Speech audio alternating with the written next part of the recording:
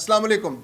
پاکستان نے بھارت کے دفاعی نظام کے ساتھ ساتھ ان کے اٹیکنگ فارمیشنز کو بھی نیست و نابود کرنے کا فارمولہ بنا لیا ہے۔ حطف 2 یعنی ابدالی میزائل ایک ایسا میزائل ہے جو وسطی بھارت میں بھارت کی اٹیکنگ فارمیشنز کو نیست و نابود کر سکتا ہے، یعنی بھارت کے حملے سے پہلے ہی ان کی اٹیکنگ فارمیشنز صفحہ ہستی سے مٹ جائیں گی۔ پہلے حطف 2 یعنی ابدالی میزائل کی رینج 180 سے 200 کلومیٹر تھی، اب اسے بڑھا کر 450 کلومیٹر کر دیا گیا ہے، یعنی امبالہ، بٹنڈا، اجمیر اور گنگا نگر جیسے علاقے جہاں بھارت کی اٹیکنگ فارمیشنز موجود ہیں ان کو ایک میزائل کے ذریعے صفحہ ہستی سے مٹایا جا سکتا ہے۔ میں ہوں خرم کلیم اور آپ دیکھ رہے ہیں 24 ڈیجیٹل۔ پاکستان نے فیصلہ کیا ہے کہ اپنے دفاع کو ناقابل تسخیر بنانا ہے، اور پاکستان کے دفاع کے لیے سب سے بہتر اسٹریٹجی ہے اٹیک کرنا، اور پاکستان نے اٹیک کرنے کے لیے اپنے میزائلوں کو کی صف بندی کر لی ہے، یعنی پاکستان کے میزائل بھارت کو بھارت کے اندر نشانہ بنا کر مفلوج کرنے کی پوری صلاحیت رکھتے ہیں۔ پاکستان نے آج تجربہ کیا ہے ابدالی یعنی حطف 2 میزائل کا۔ ابدالی میزائل ایک ایسا میزائل جس کی رینج بڑھا کر 450 کلومیٹر کر دی گئی ہے۔ اس کی رفتار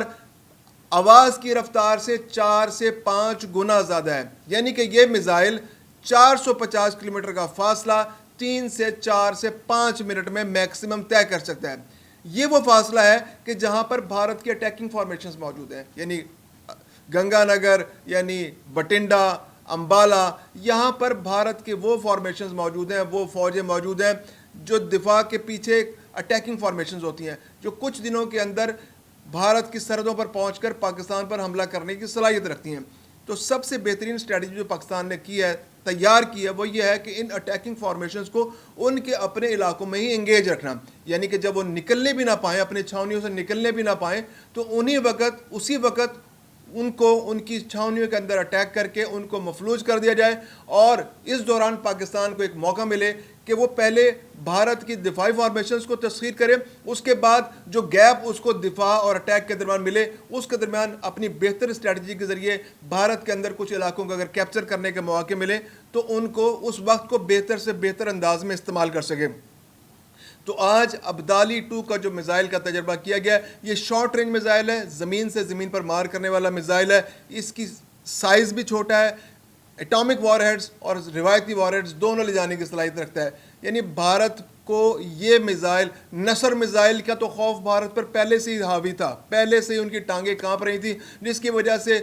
جو ان کی کولڈ سٹارٹ ڈاکٹرن ہے وہ ناکام ہو گئی تھی۔ اب اس کولڈ سٹارٹ ڈاکٹرن پر دوسرا اٹیک اس میزائل یعنی ابدالی میزائل کے ذریعے کیا گیا ہے۔ اب بھارت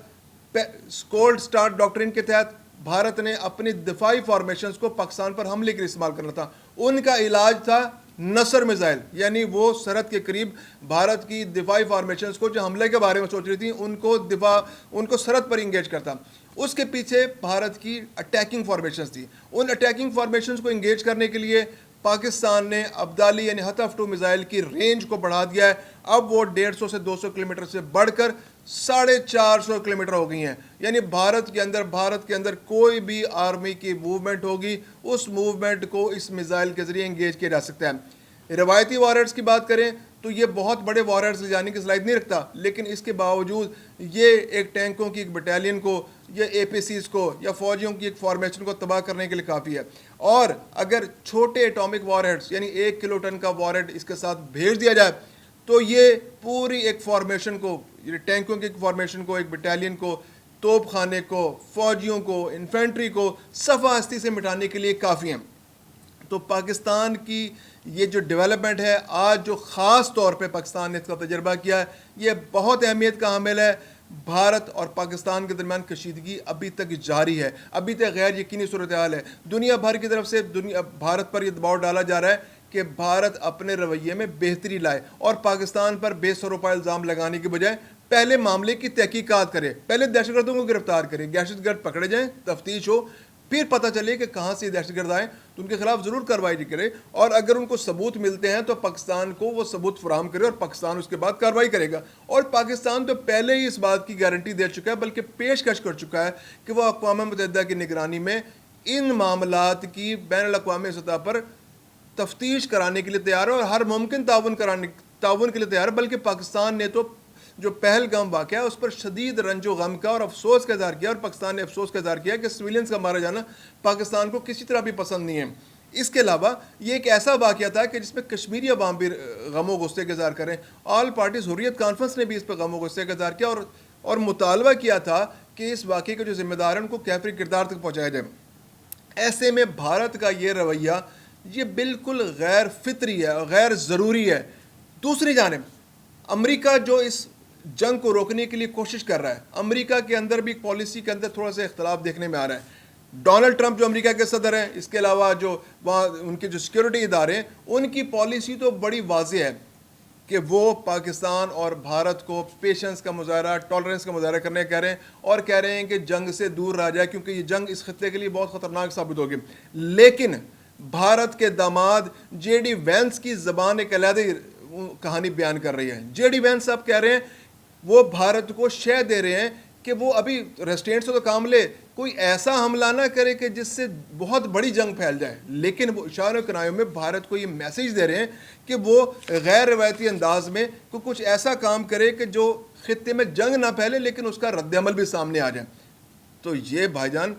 جے ڈی وینس صاحب، یہ آپ کا سسرال ہے، لیکن یہ ملکوں کا معاملہ ہے، یہ دو اٹامک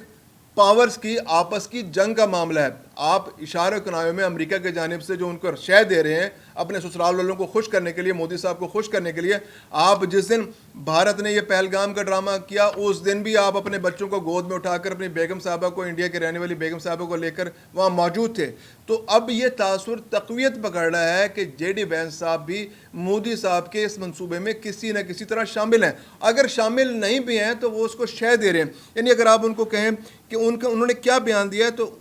جے ڈی وینس صاحب کا فرمانا ہے کہ بھارت اس انداز سے رد عمل دے کہ وسیع علاقائی تنازع پیدا نہ ہو، یعنی وسیع علاقائی تنازع پیدا نہ ہو، یعنی چھوٹا علاقائی تنازع پیدا ہو جائے، بڑا وسیع علاقائی تنازع پیدا نہ ہو۔ دوسری جانب اگر ڈونلڈ ٹرمپ کا دیکھا جائے تو ڈونلڈ ٹرمپ کا موقف بالکل واضح ہے۔ انہوں نے کہا جی کہ یہ تو ان کو تو اس کی تاریخ بھی نہیں پتہ تھی۔ انہوں نے کہا جی 1500 سال سے پاکستان اور انڈیا آپس میں لڑ رہے ہیں، کشمیر کا تنازع ہے، یہ آپس میں مل بیٹھ کے طے کر لیں گے، امید ہے کہ لڑیں گے بھی نہیں، ہمیں لگتا ہے کہ دونوں ذمہ دار ملک ہیں اور مل بیٹھ کے آپس میں کوئی نہ کوئی حل نکال لیں گے۔ دوسری جانب داماد جی جے ڈی وینس جو ہے وہ بھارت کو مسلسل شے دے رہے ہیں، حملے کے دن بھی موجود تھے، اس ڈرامے کے دن بھی وہاں موجود تھے، اور آج انہوں نے آؤٹ آف دا وے، ایک آؤٹ آف دا باکس ایک انٹرویو دے کے اس کے بعد انہوں نے فیصلہ جناب انڈیا کو مشورہ دیا ہے کہ وہ ایسا کچھ کر لیں کہ وسیع علاقائی تنازع پیدا نہ ہو، یعنی کہ کوئی اس معاملے کو ختم نہ کریں، اس کشیدگی کو ختم نہ کریں، اس کو بڑھاتے رہیں، لیکن ایسا کوئی حملہ نہ کریں کہ جس سے بڑا تنازع پیدا ہو جائے۔ دیکھتے رہیے 24 ڈیجیٹل۔